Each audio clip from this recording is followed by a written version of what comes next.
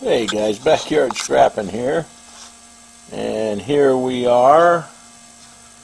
We're gonna do a little bit more recovery scrapping. This was all those boards I showed you a video or so back where we got them all stripped down now. I've got all the MLCCs off of them. I've got the BGA chips off of them. We've cut the fingers off.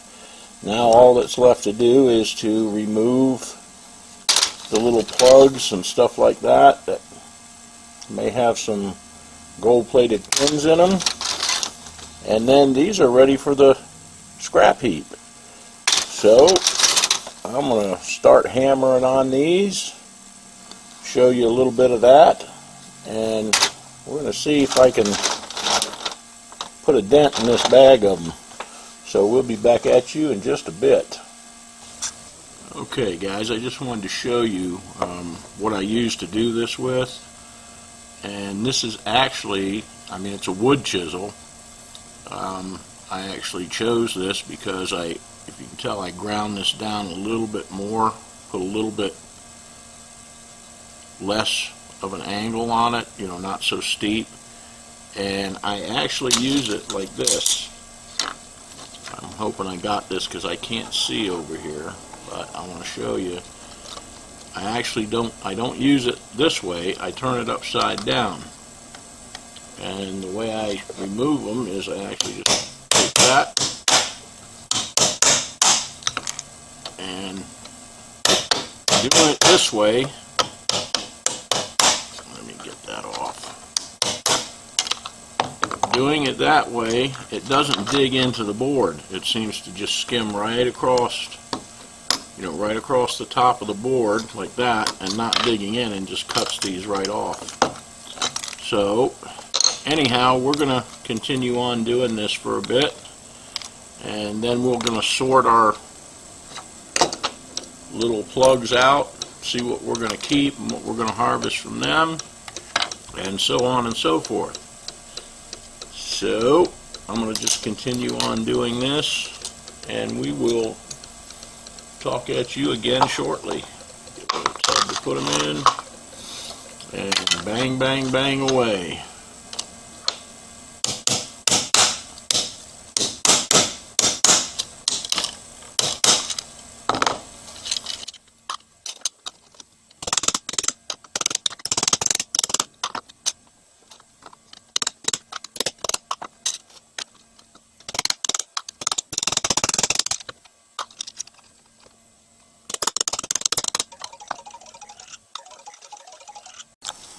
Okay guys, there they are, all finished up.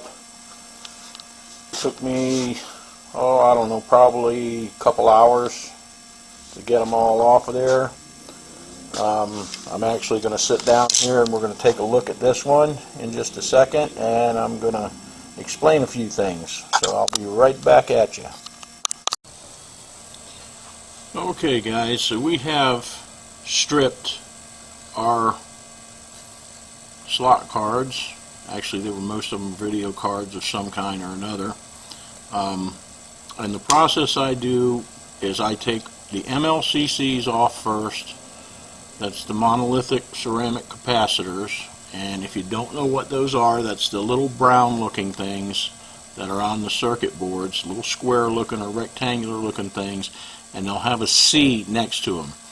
Also, I try to only take the tannish brown ones.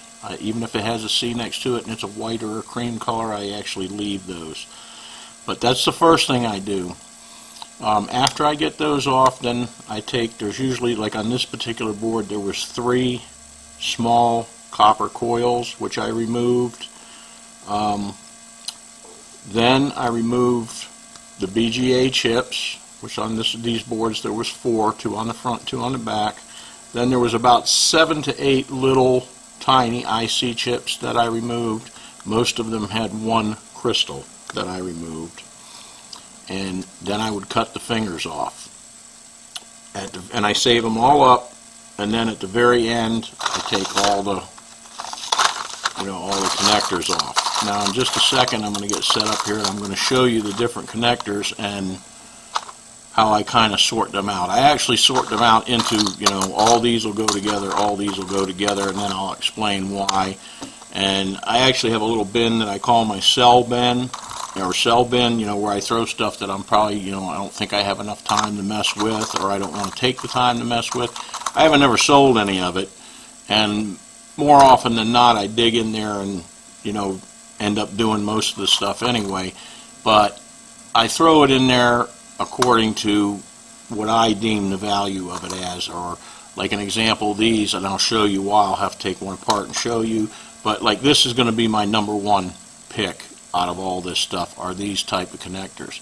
And some of these are going to be full gold plate. Some of them will actually, you can look at them on the bottom and see that they look, this looks gold plated, but they'll actually just be gold plated on the bottom and gold plated on the tip, and the center will be metal. So you have to take this cover off to see if it's a full gold plated pin. So naturally the full gold plate pins will be my number ones. My number twos will be probably these, because usually these have either a full plate pin in them or a really good tip on them. Then we're going to go into these, which you can obviously see on this one, the back is already off. Odds have it, this is just tipped. The very tips are plated in gold, and sometimes they're not plated at all. It just depends. It depends on the expense of the card, or the slot card that they came off over the board. And then these are actually would be my last choice, and I'll open one up and show you why.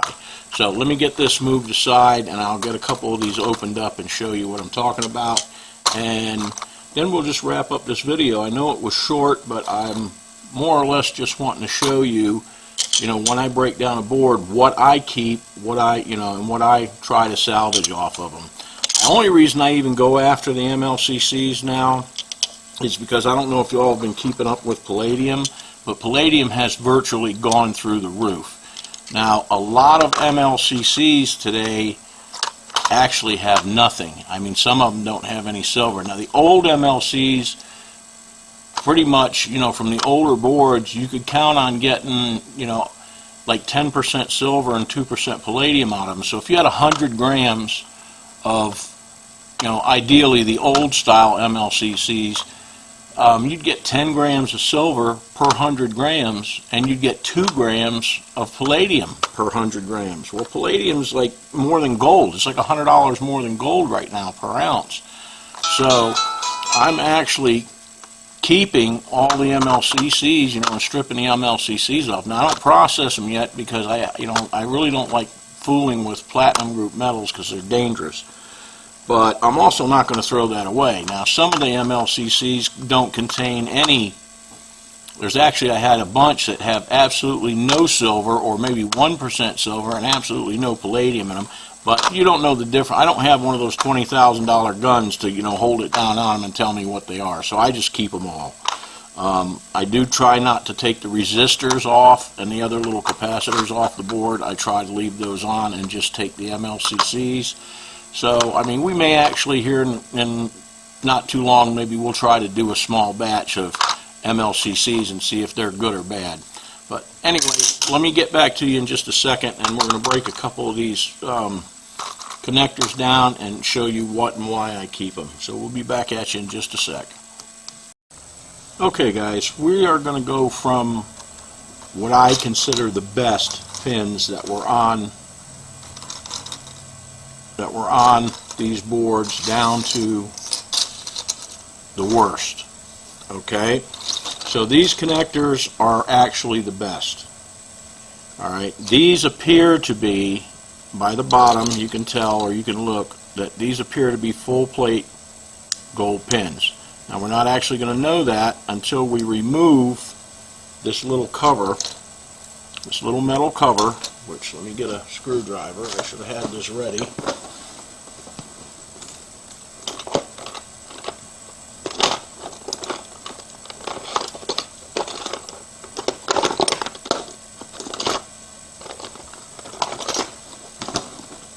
Okay, we aren't, like I said, we aren't actually going to know if these are full gold plate until we remove this little back on them. Now these were open backed, and you can see, I don't know if you can see in the camera or not, but these are full gold plate.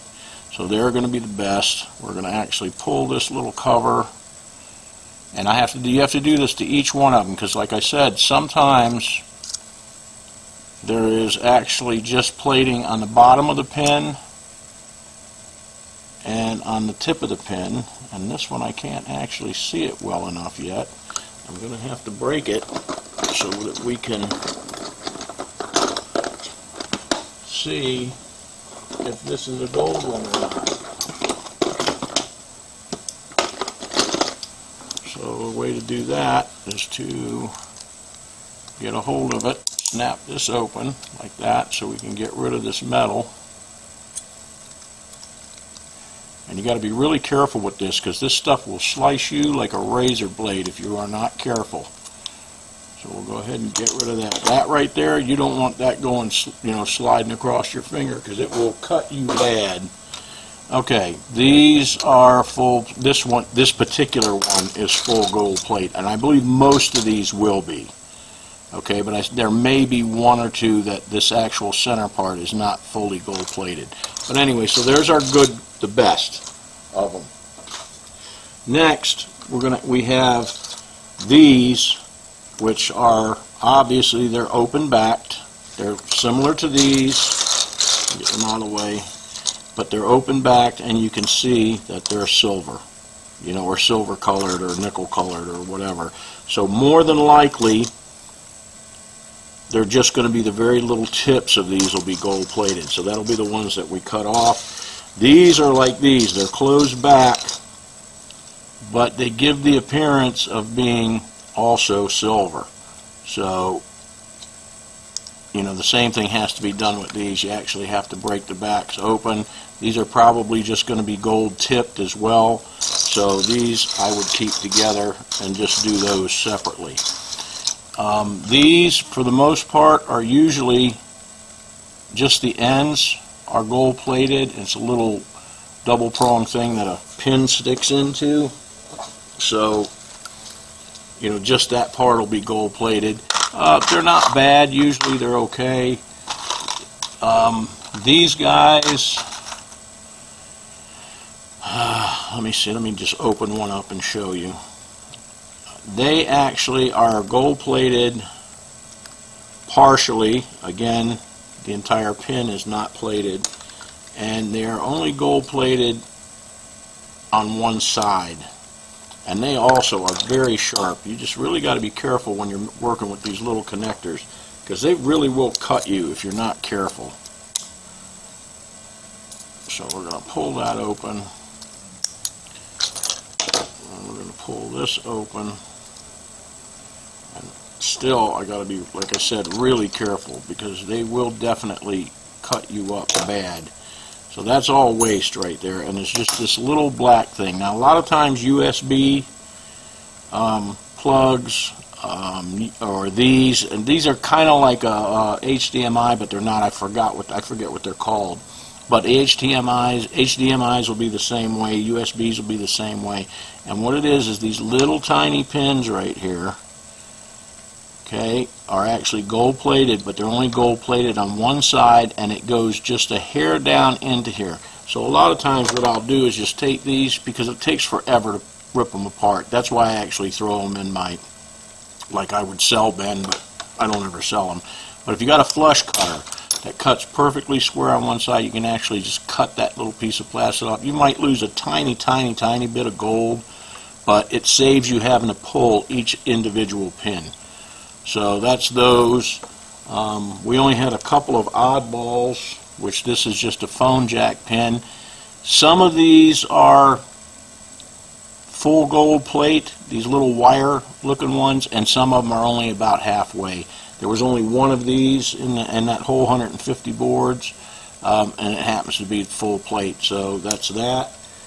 There was only one board that had the little square needle-like pins on it that were gold plated, and these I actually like. These usually yield pretty good, a pretty fair amount of gold, but that's all. That was it. That was out of the whole batch. That was the only one.